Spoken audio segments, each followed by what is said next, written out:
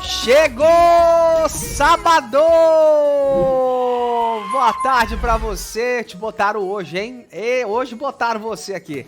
Salvador, boa tarde pra você. Seja bem-vindo ao nosso Papo de TV. Meus amigos, hoje o tempo é curto. Hoje é...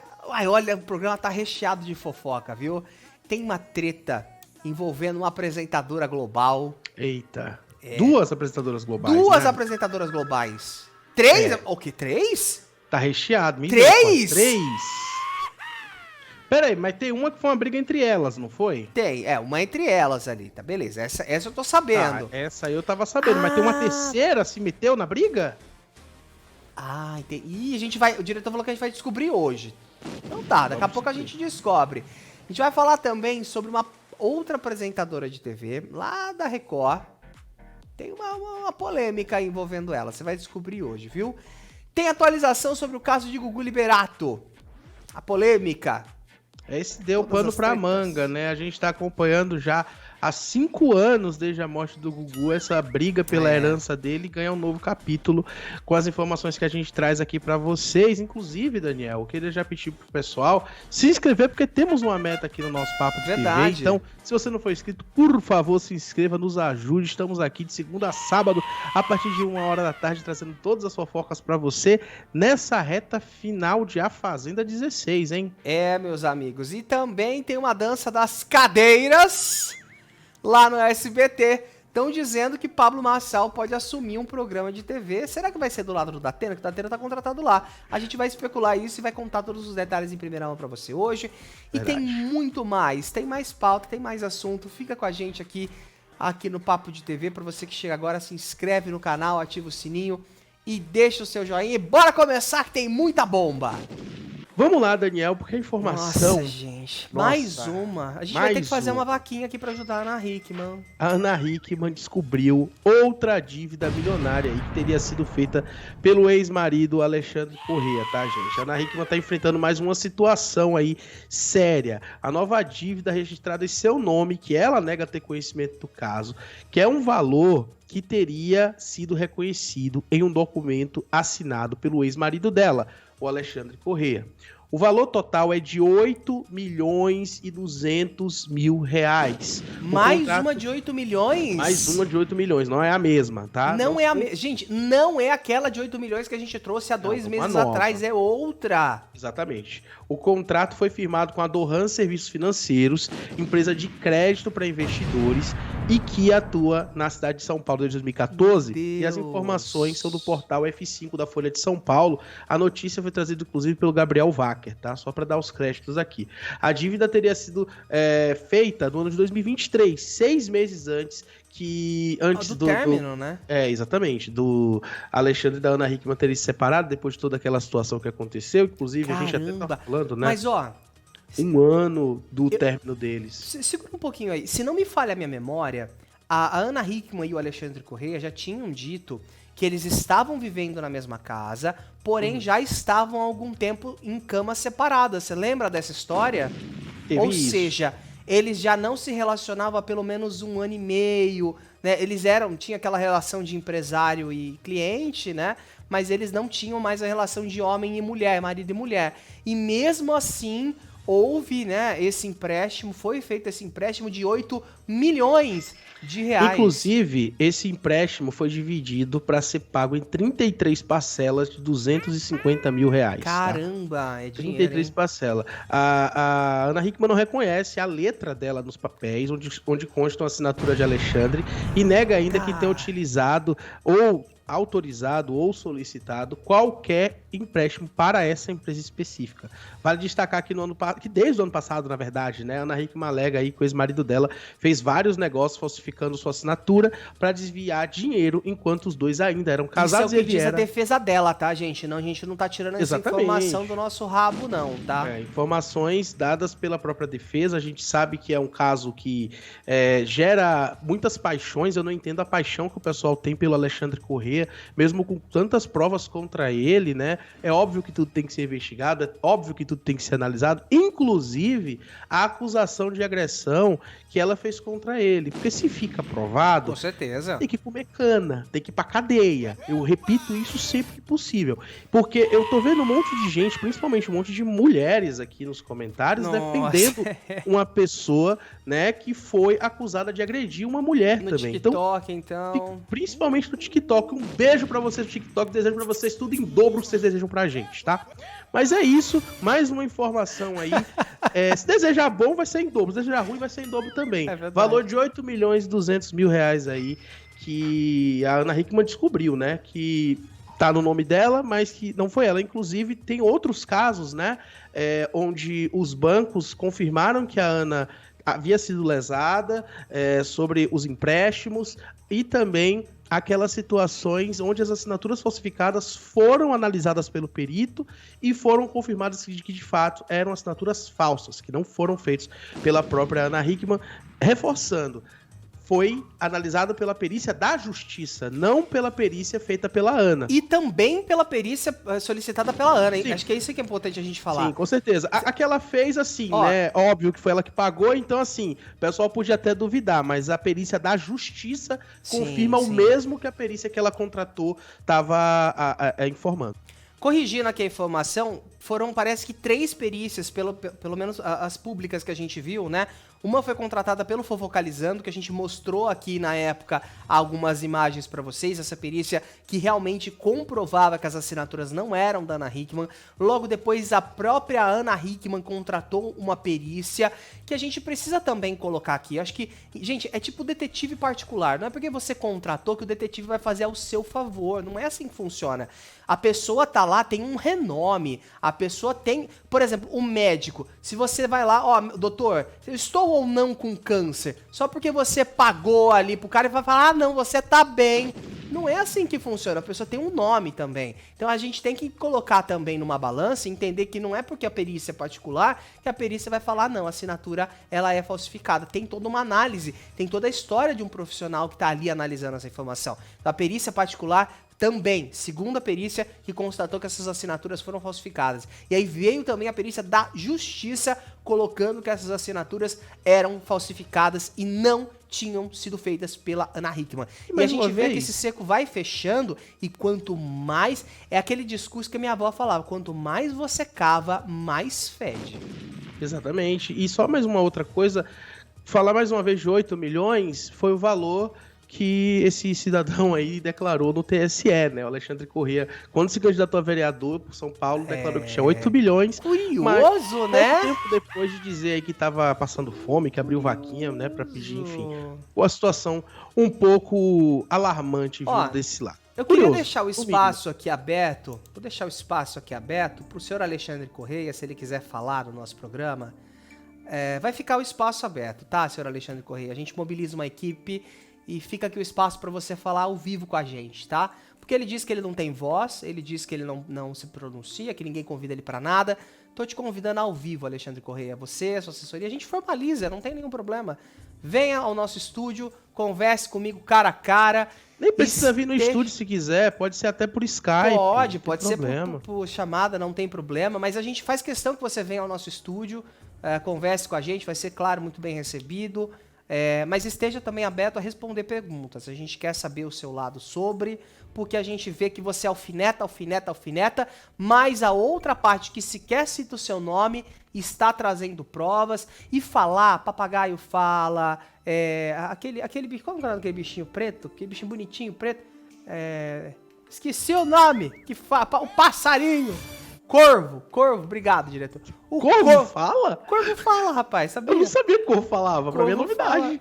Corvo fala. Então, assim, falar todo mundo fala, né? Agora a gente quer prova. E é isso que a gente vê que a defesa da Ana Hickman tá trazendo.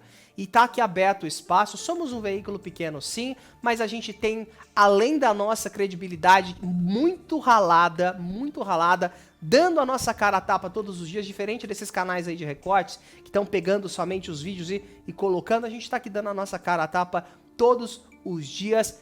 Só pesquisar as nossas identidades aí nas redes sociais, todos os nossos links estão aqui na descrição do vídeo, você vai saber um pouquinho mais sobre a gente, tá? Então fica aqui o convite, quer falar, o espaço é seu, vai ter o tempo que você quiser e o nosso programa é ao vivo, tá? Aí também esteja aberto a responder as perguntas das pessoas, porque as pessoas têm curiosidade e aqui a gente não vai poupar nenhuma Sem passar dúvida. pano, né? Sem Porque passar pano, de tem forma jornalista que gosta de passar pano. Não ultrapassa a então, Record. um número bom. Eu não sei se você viu que mudaram a vinhetinha ali do programa e colocaram a cadeira dele. Colocaram a cadeira. Aquela polêmica da cadeira, do Pablo Isso. Marçal, da TV Cultura. E por que a gente tá rodeando tanto pra trazer a próxima pauta? Por quê? A bomba do dia é que Datena e Pablo Marçal podem se tornar colegas de SBT. Mas é muito estranho viver no futuro. Que história é essa, cara?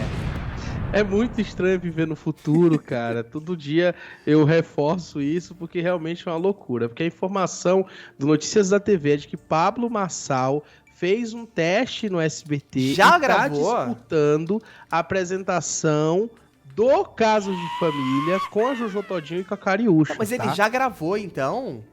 A informação é de que ele fará um teste no SBT, tá? Pra comandar o Casos de Família. Além dele, a gente já sabe que Jojo Todinho e a Cariúcha também estão no páreo. E fica Falaram também daquela possibilidade de voltar o caso encerrado e dar pra Jojo, né? Que seria uma possibilidade... Eu não sei se seria interessante, porque a Jojo não é advogada ainda, né? Ela não tem essa formação. Acho que seria o básico ela ter essa formação para ela poder julgar alguma coisa, né? Mas o pessoal quer ver o barraco mesmo, né? Eu acho que muda uma coisinha aqui, uma coisa ali. Aquele programa... Lembra daquele programa que foi feito pela Cristina Rocha? Quem convence ganha mais. Quem convence ganha mais. Esse pode ser eu acho que seria legal, né? Pode ser uma tentativa deles de estarem, até de aproveitar em outros formatos também. A informação, gente, eu falei aqui que é do Notícias da TV, mas na verdade a notícia foi dada pelo Flávio Rico, tá? Do portal Léo Dias. E a gente sabe que está agendado para essa gravação, esses testes acontecerem no próximo dia 15, tá? O Marçal, que também sondou a possibilidade de virar apresentador da Band, chegou a desejar boa sorte pro Datena na estreia do Tá Na Hora essa semana. A gente sabe de toda a situação, essa imagem, inclusive, era do debate da TV Cultura, pouco tempo antes do Datena dar a cadeirada no Pablo Marçal, né? Aí, o que a gente sabe? O quê? Por que a gente tá falando tanto disso? Porque temos 3 nomes para apresentar o Caso de Família. Será que esse projeto realmente vai para frente? Porque assim, a Cariúcha já é contratada, e né? É rival da Jojo Todinho. É uma grande rival da Jojo. E o Marçal é um grande rival do Datena. Que já é contratado também. Contratado, que chegou a peso de ouro, né? 50-50 ali, né? Então assim, 50-50. Vamos ver se vai acontecer mesmo essa contratação. Segundo o Flávio Rico, já tá então pro dia 15 acontecer esse teste, tanto com a Jojo quanto com a Cariúcha. Não sei se no mesmo dia, não sei se no mesmo dia tá previsto aí pra acontecer o Marçal também.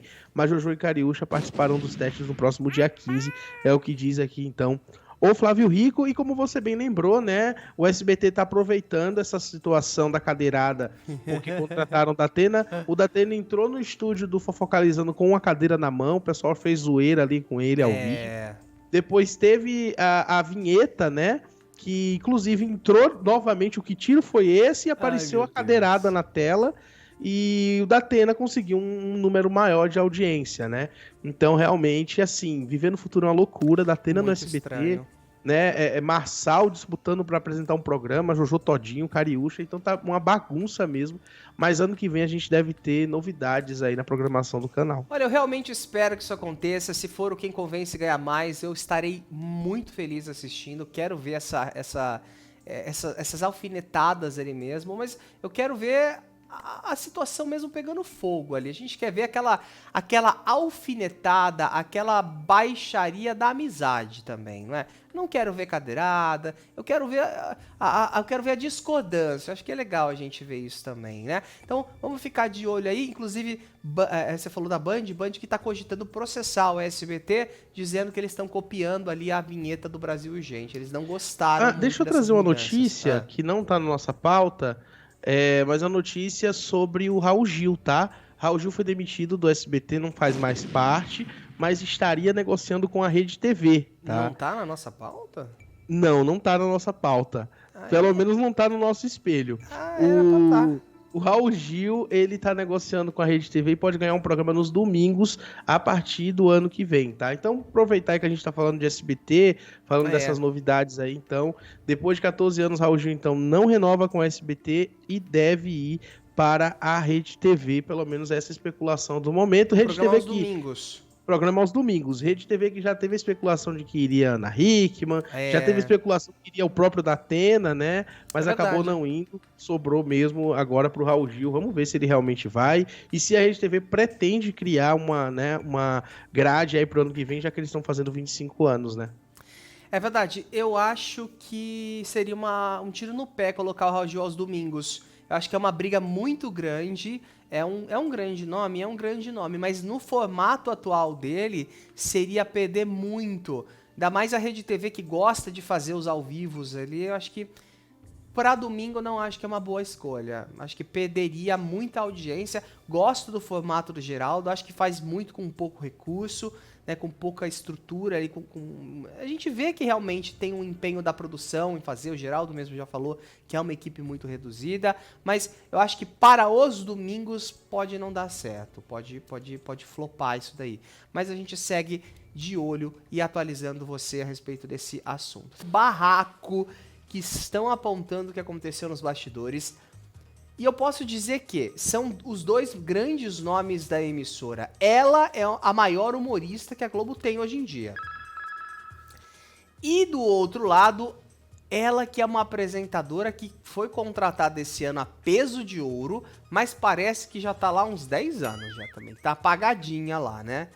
Nós estamos falando de Eliana e Tata Werneck. Tá rolando uma torta de climão, segundo a coluna. Gente, entreter do Terra, a apresentadora Eliana, ela teria se irritado com a Tata Werneck durante as gravações de um programa de TV. Essa informação ela foi trazida pelo Terra, mas ela repercutiu inicialmente pela coluna da Fabiola Hyper, tá? A Eliana teria ficado bastante incomodada depois que a Tata Werneck teria começado a cantar nos bastidores algumas músicas antigas da Eliana. E para quem sabe, a Eliana não gosta das músicas da época que ela trabalhava para as crianças. Ela canta ali, né, faz aquela brincadeira, cantou no Criança Esperança enquanto ela ainda estava no SBT, mas as informações de bastidores que a gente sabe é que ela não gosta muito de reviver essa época, né?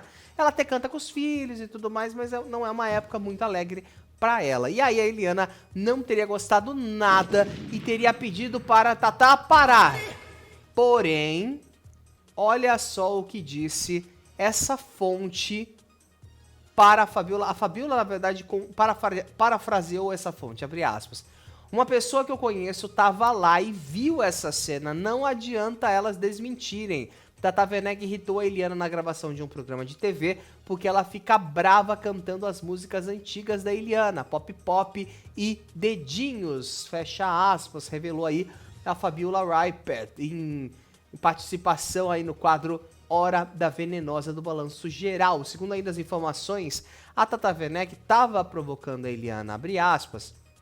Ela pediu pra Tata parar e a Tata não parava, continuava provocando a Eliana, isso nos bastidores, tá? Ela sabe que a Eliana não gosta muito e ela ficou provocando a Eliana, fecha aspas. A gente sabe que a Tata Werneck foi uma das mais importantes juradas do The Masked Singer Brasil e estava na coletiva de imprensa do The Masked Singer Brasil com a Eliana. Será que vai rolar esse reencontro nas gravações do The Masked? Será que essa torta de climão vai aparecer no ar? Porque a gente não sabe qual programa foi esse. Pode ter sido um outro programa, pode ter sido um outro Lady Night. A Eliana já gravou um Lady Night há um tempo atrás, há muito tempo atrás na verdade. Pode ter sido o próprio The Masked Singer, que já teve ali algumas imagens das gravações vazadas nas redes sociais. A gente não sabe. A gente sabe que a Eliana tá na Globo, mas tá apagadinha, deve assumir os domingos a partir de janeiro do próximo ano. E teria rolado essa torta de climão aí, essa brigazinha entre ela e a Tata Werneck. Será?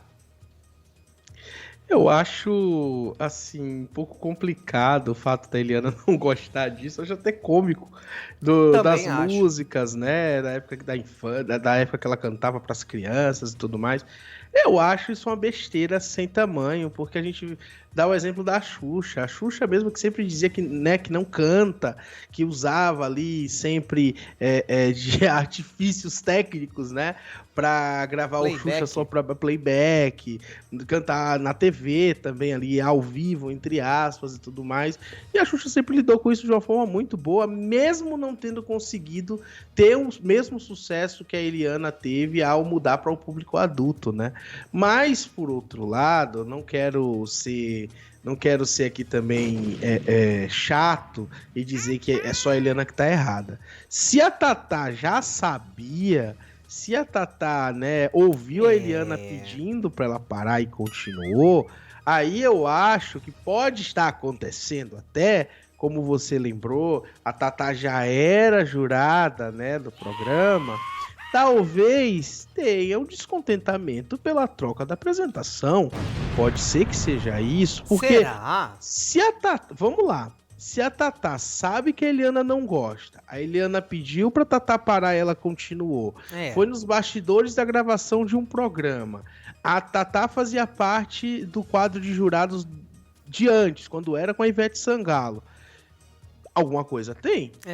Não sei, porque a gente sabe que a Tatá é muito brincalhona e tudo mais, faz piadas e tal, mas nesse caso não pareceu uma piada, porque como ela pediu pra parar e a Tatá continuou, foi de propósito. Claro que a gente tá levando em consideração que a gente tá vendo apenas do que a Fabiola Hypert disse, né? É verdade, do O recorte da pedaço Fabiola, aqui é isso. Tendo em vista esse pedaço da história que a gente sabe.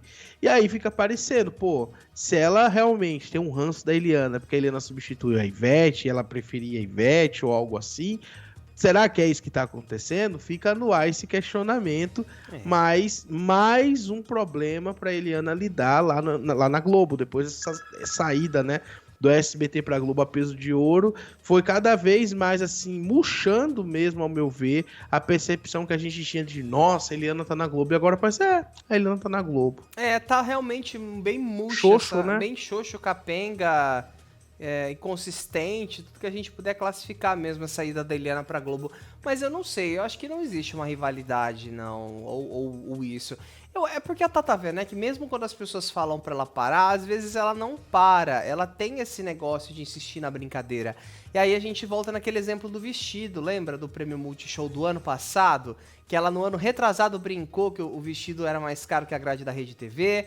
Mas aí também ela não tá falando com uma pessoa, né? Não, ela tá sim, zoando a emissora. Mas virou um processo, ela ganhou, aí ela falou de novo, foi processada de novo, e vai falar de novo. Então, assim, tem isso também, a gente não sabe até que ponto. Esse ano eu não sei, esse ano eu não vi, eu acho que não.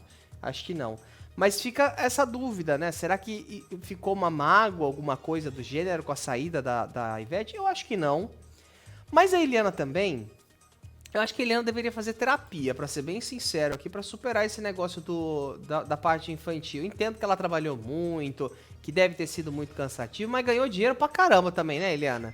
Tu ganhou dinheiro pra caramba, fez essa transição, acho que é uma coisa que tem que superar e tá tudo bem. Ah, não gosto. Pô, a Xuxa vive até hoje cantando aí a Lua de Cristal. Com todos os traumas, né? Ganha dinheiro pra caramba. E acho que se a gente fosse colocar numa balança, desculpa aqui, não querendo anular a história nem de uma nem de outra, ou exaltar uma ou outra, ou dizer que eu gosto mais de uma ou de outra, não é isso que eu tô falando. Mas eu acho que se a gente for colocar numa balança a Eliana e a Xuxa, no sentido de quem fez mais sucesso mundial com as crianças e quem teve mais traumas também, a Xuxa ganha disparado. A Eliana foi um grande sucesso, eu cresci assistindo a Eliana, eu gostava de ver a Eliana, mas a Xuxa fez um sucesso estrondoso mundial e a Xuxa carrega até hoje marcas que a gente vê que não foram, viraram cicatrizes profundas também, não é? Então assim... A Eliana teve uma transição de carreira muito mais positiva para a família, para o adulto, e às vezes acho que ela força muito nisso, e fica a família.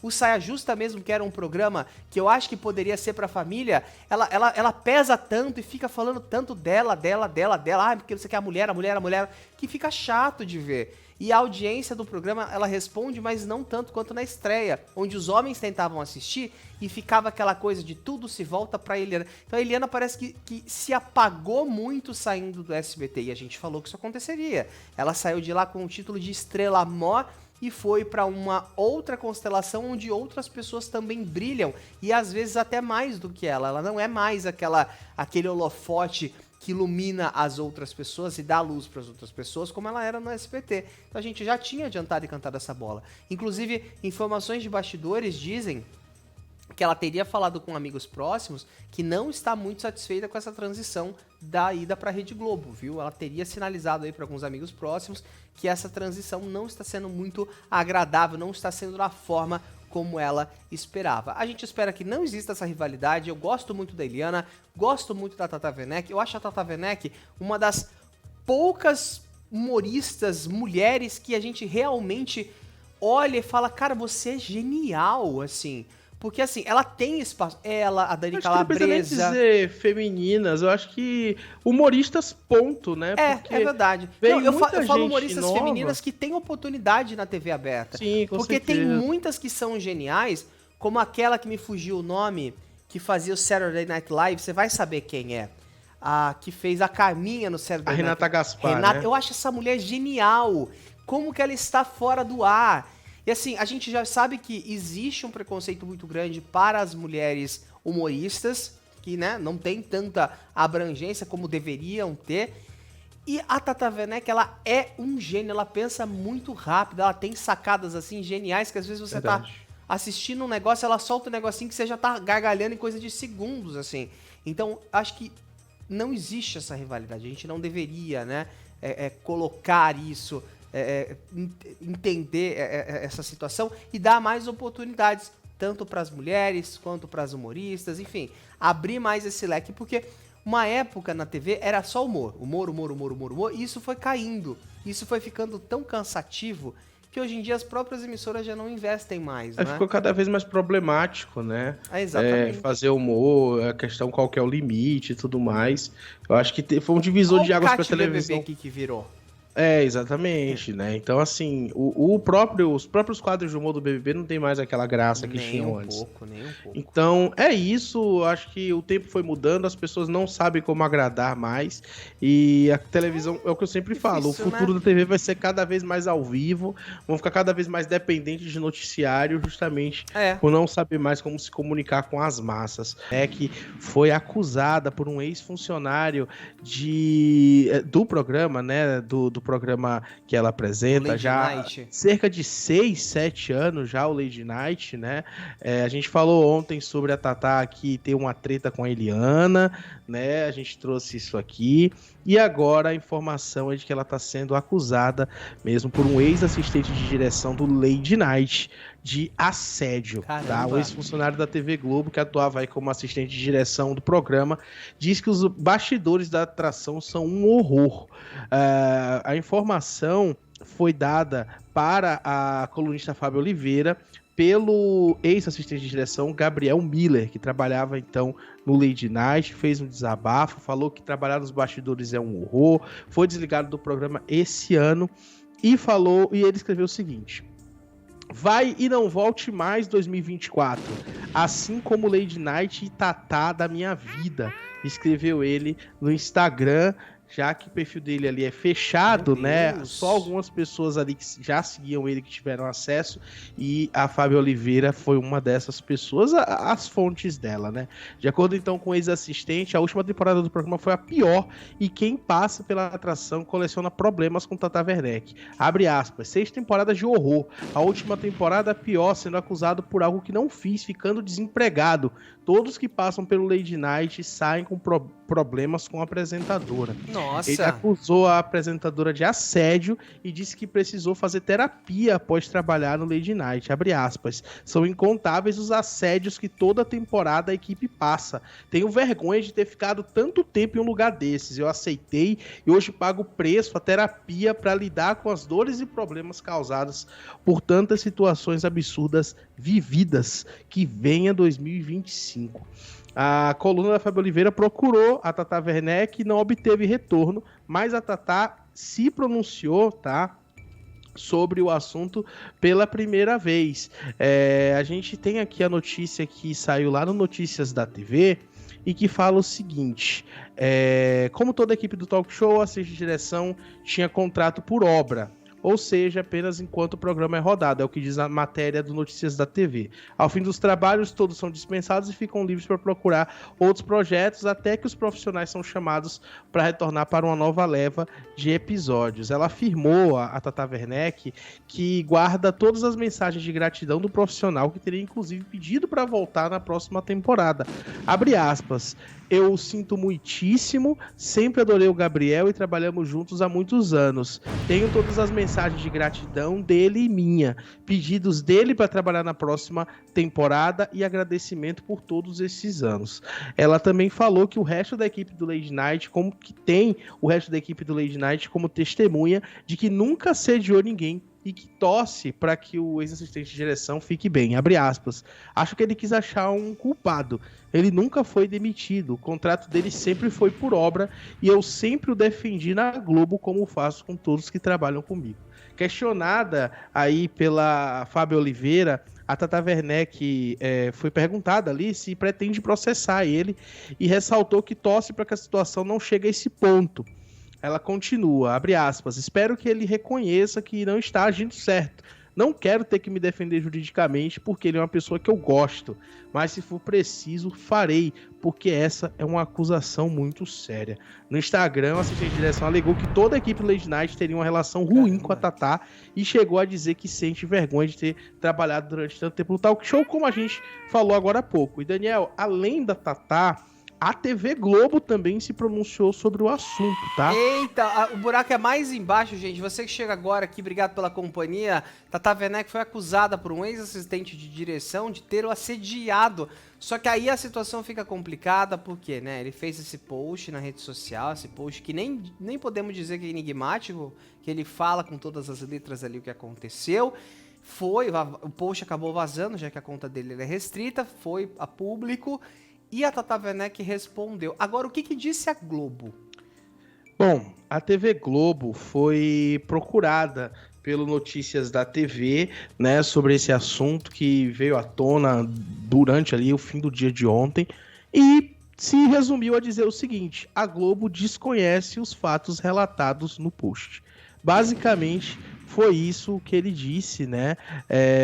A gente sabe que, de acordo aqui com Notícias da TV, o ex-assistente de direção não fez nenhuma denúncia aos superiores durante a gravação da 8ª temporada, tá? E o que a própria Tatá disse é de que ele não foi demitido da Globo, que o contrato dele era por obra e que ao término da obra ele, assim como todos os outros profissionais, tiveram aí, o contrato chegou ao fim, né? Chegou ao fim porque é um contrato por obra.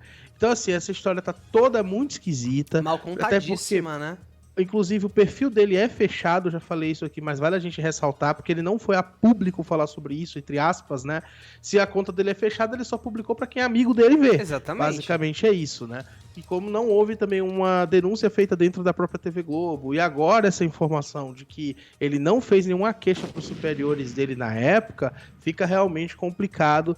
Vamos ver se ele vai se pronunciar de novo, ou se essa mensagem que a Tatá passou dessa entrevista para Fábio Oliveira, se vai fazer com que ele fique com medo de ser processado e não falar mais, né? Ou ele pode dobrar a aposta e começar a colocar para fora, já que ele falou que todo mundo da equipe tem um problema com a Tata Werneck, é só questão de tempo para aparecerem essas outras pessoas fazendo acusações parecidas, né? Ou confirmando que viu tais coisas acontecendo. O que é muito estranho é que em tantas temporadas de Lady Night a gente nunca viu nenhum problema surgir, né? Diferente de outros programas onde em menores durações a gente já via os imbrólios, as tretas, as polêmicas acontecendo diante dos olhos do público e diante dos olhos das emissoras também. Não acho que isso deva se estender muito. A gente sempre vê a Tata Werneck muito bem assegurada daquilo que ela fala, né? Ela mesma disse que tem as mensagens desse profissional, que provavelmente estava tentando ali outra vaga, né? Outro trabalho, né? Junto com ela. É aquilo, né? Vai ter que provar agora, né? Ele vai ter que provar, ela vai ter que provar e ela não descarta essa possibilidade de entrar na justiça. A gente segue de olho e segue acompanhando e que a justiça seja feita, porque do mesmo jeito que tem gente que acusa falsamente, tem gente que acaba sendo acusada, né? Falsamente. Então a gente tem que dar esse benefício da dúvida para ambos os lados também, tá bom? A gente recebeu a informação de que houve, né, o resultado do DNA. Inclusive ontem a gente falou, olha, não temos o resultado ainda, né? Por pura coincidência, acabou saindo. Profetizamos, né? Ontem mesmo, mais uma vez. E o que acontece? Só Ricardo não estamos Rocha, ganhando na Mega Sena, tá difícil, tá viu? difícil, Eita, tá acertando Maia. bobagem assim. Se né? dia primeiro a gente não. Dia primeiro não, dia 2 a gente não aparecer aqui, ó. É porque Já bateu sabe, na né? conta. E agora, a gente sabe que o suposto filho do Gugu não é filho do Gugu, né?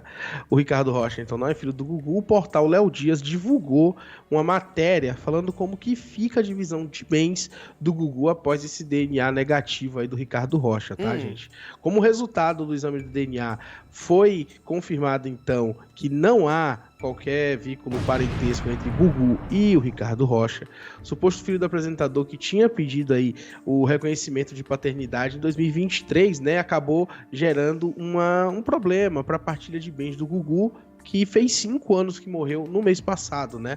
Completou 5 anos. Com essa relação parental descartada, a divisão da herança milionária, na verdade bilionária de Gugu, foi atualizada. Então, o que acontece agora? Qual que vai ser essa divisão? Após a sua morte, Gugu expressou sua vontade em um testamento feito em 2011, que até hoje não foi cumprido, onde ele determinava que 75% da fortuna dele fosse dada aos filhos. Sim. Né? O João, a Marina e a Sofia. Exato. Os outros 25% dividido entre 5 sobrinhos. Além disso, ele deixou para a mãe dele, que hoje tem 95 anos, uma pensão vitalícia no valor de R$163 mil. Toda essa dor de cabeça aí, envolvendo o Ricardo Rocha, essa briga também envolvendo a família, porque a mãe dos filhos do Gugu, né, achou que teria direito ali e acabou também entrando com um pedido de reconhecimento. Posteriormente, a família do Gugu entrou no acordo. Eles chegaram no acordo, a Rosemiriam desistiu de tentar esse reconhecimento, então o que chegou no acordo foi: vamos fazer o que o Gugu queria fazer. Vamos seguir. Nossa, 5 anos pra fazer Exatamente. somente o que a... gente, pelo amor de Deus. Pra voltar à divisão que o Gugu já tinha escolhido em 2011. A gente não consegue ser dono do que é nosso nem quando a gente morre. Então, tem toda essa situação. Mas aí, Daniel, tem uma questão ainda. O que é? Ontem a gente trouxe aqui o Thiago Salvático, foi citado pela Rosemiriam. Ela pediu desculpas pra ele, porque ela tinha sido hipócrita e tudo mais. E existe um processo dele também, que corre por fora. Inclusive, ele tentou se meter nesse processo do Ricardo Rocha também. Levou ali um safanão do juiz. O juiz falou que não tinha por que ele se envolver nesse processo, porque o processo dele era um outro processo, que também é um pedido de reconhecimento, né? De união estável. De união estável, exatamente. Quase que sai de paternidade, mas de união estável. E assim, tá correndo por fora. Esse ainda não teve nenhuma atualização. Agora, dessa briga envolvendo o Ricardo Rocha, agora ele sai, já que ele não é filho, e o lado da família, que é justamente, né, a gente sabe que as filhas e a mãe ficaram de um lado e o filho mais velho do Gugu ficou do outro lado, junto com as tias e etc. O que acontece? Esse ponto já está resolvido, mas ainda tem a situação do Thiago Salvático também, o que pode embolar um pouquinho mais essa divisão de bens, que após 5 anos da morte do Gugu ainda não foi finalizada. É verdade. Olha, queria deixar um beijo aqui gigantesco pra Sônia Agostinho, que tá com a gente. Desejou uma ótima tarde e comentou aqui, ó, esse Ricardo Rocha não se parece com o Gugu nunca. Ou seja, nada a ver. Pior que eu achei parecido. E pior, então, tem alguns traços, alguma assim, coisa ó, parece. O olho lembra um pouquinho, mas é aquilo que a gente fala de longe, né? Bem de longe. Agora, pelo que a gente tá vendo aqui, não existe essa paternidade. O exame saiu ontem à noite, foi divulgado pela Mônica Bergamo, da Folha de São Paulo. O Ricardo Rocha, inclusive, chegou a se pronunciar ontem mesmo, dizendo que não sabia de absolutamente nada, que o juiz não havia se manifestado de forma oficial ainda. E ele chegou até a publicar alguns stories nas redes sociais ali, um com uma legenda que dizia, era uma foto ali de uma tábua de frios, né? Acalma o coração que nem tudo o que vemos é o que Acalma o coração que nem tudo o que vemos é o que parece o que vemos. Foi o que ele disse. Ficou ambíguo aí, mas foi o que ele escreveu ali. E depois ele publica uma imagem escrito Deus é bom. Ele é bem religioso, a gente vê isso mesmo nas publicações dele nas redes sociais. O ex-suposto filho de Gugu Liberato, que agora, com esse exame de DNA, fica comprovado nos autos que não existe esse vínculo, não existe essa paternidade. Uma vez que o Gugu teria 14 anos, né, quando o Ricardo Rocha seria concebido. Apesar que nessa imagem que a gente tá vendo aí na tela, o Ricardo parece estar mais velho do que o Gugu. Parece. Mas é aquilo que a gente sempre falou também, né? O Gugu é bem cuidado. Né? Cuidava mais da pele, é verdade. Exatamente. Verdade. Mas quando você falou ex-suposto filho do Gugu, realmente me pegou um pouquinho aqui, eu tive que desligar o microfone. Mas tá aí, né? Saiu esse resultado, a gente vai continuar acompanhando, vamos tentar entender como que a justiça vai... interpretar isso, interpretar a situação, tanto do Ricardo quanto a briga envolvendo o Thiago Salvático também. Não sabemos se vai ter um reconhecimento, se vai ser negado. Bom, vamos ter que aguardar mesmo. Agora também fica aquela grande dúvida a respeito da mansão que a justiça tinha disponibilizado, tinha bloqueado, na verdade, para caso o Ricardo Rocha fosse comprovado como filho de Gugu Liberato, mansão que o apresentador morou, se eu não estiver enganado, em Alphaville, uma casa gigantesca de milhões de reais. Essa casa agora volta ao espólio. O que é o espólio? Espólio é a soma ali dos bens, dos valores, dos imóveis do falecido, que deve ser dividido de forma igualitária, conforme ou o testamento ou conforme todos os herdeiros ali. Porém, é aquilo, perdão, esse testamento ainda deve seguir em pausa por conta dessa briga de união estável que segue na justiça por conta do Thiago Salvático, o chefe de cozinha que pede esse vínculo de união estável com o apresentador Augusto Liberato, né? É aquilo que a gente sempre fala, mais uma vez eu vou dizer aquela frase que eu sempre falo aqui: as coisas pessoais vão vindo à tona e vão sapateando na imagem de um dos maiores comunicadores da televisão brasileira. Um cara que a gente pode cravar e tatuar na pele da TV brasileira, que fez história e que mudou como poucos fizeram. Poucos homens e poucas mulheres fizeram e vão fazer história na televisão brasileira. Se a gente puder fazer uma lista aqui, o topo dessa pirâmide com certeza tem Hebe Camargo, Silvio Santos e Gugu Liberato. Essa tríade ninguém tira, ninguém tira. E aí outros grandes nomes vão sendo agregados, como Faustão também, que acho que encaixa nessa tríade, e vários outros nomes. Agora, fica claro essa grande tristeza, né, por parte de nós que acompanhamos, a gente que cobriu a morte dele. Eu fui no velório, foi uma comoção gigantesca, eu me arrepio às vezes de falar sobre isso de novo. E assim, a gente vê que é triste, porque é uma história muito bonita que o Gugu construiu ali, né, e que foi se quebrando com o tempo, porque vem escândalo daqui, vem escândalo dali, e as pessoas vão apagando o grande comunicador, o grande empresário e o grande... vou dizer filantropo também que ele foi, porque ele ajudou tanta gente, tantas instituições, e só vieram à tona depois que ele morreu. Ah, o Gugu ajudou a pessoa ali que tinha dependência química, que precisou não sei o que, aquela instituição, não sei o que lá, o que vamos fazer agora sem aquelas doações milionárias que o Gugu fazia? Então assim, isso vai sendo apagado por conta de suposto filho, por conta de suposto namorado, e aí entra essa história de todo mundo questionar, ah, mas ele era gay, ele era hétero, como se isso fosse fazer a diferença na vida de alguém em algum momento. Acho que o que vale a pena é o que a gente faz na nossa vida, porque quando a gente morre, vai vir gente do buraco do nosso pra poder achar alguma coisa ruim pra falar. É isso que importa. Faça em vida, porque quando a gente morre, a gente só vira um pedaço de nada. Se é isso aí, o aprendizado que dá pra gente tirar hoje, né?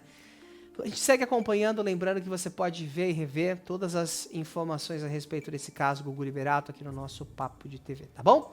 Muito bem, depois de uma sexta-feira 13, né, sabadô, né? Sábados 14 são sempre melhores que sextas 13, Sabadô né? sem Virgínia.